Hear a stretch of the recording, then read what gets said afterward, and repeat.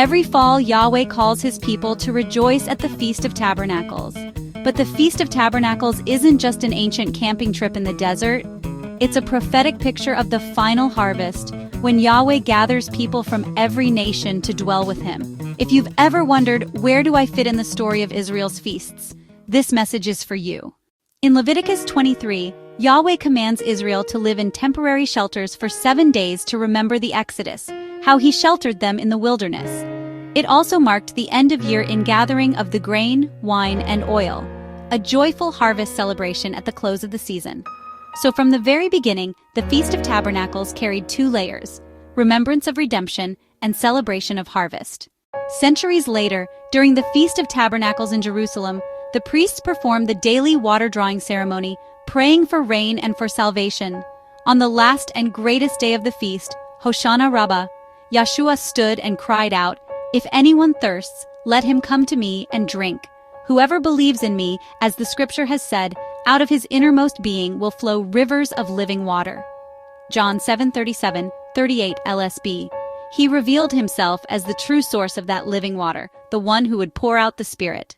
The prophets looked beyond the first Exodus to a day when all nations will come up to Jerusalem to keep the Feast of Tabernacles and worship the King. Zechariah 14:16.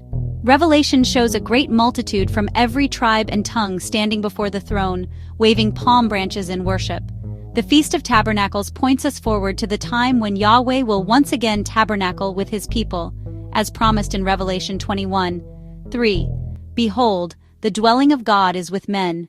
Sukkot is not just a future hope, it's a present invitation. Like Israel in the wilderness, we're pilgrims passing through.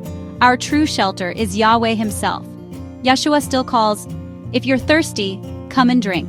The question is, have you come to him, and are rivers of living water flowing out of you to bless others? Ingathering begins one heart at a time, starting with yours. After 7 days of the Feast of Tabernacles comes an extra holy day, Shemini Atzeret, the 8th day. It pictures the close of the harvest age and the dawn of eternity, leaving the temporary booths behind because Yahweh himself will be our permanent dwelling. It's the promise of eternal joy in his presence.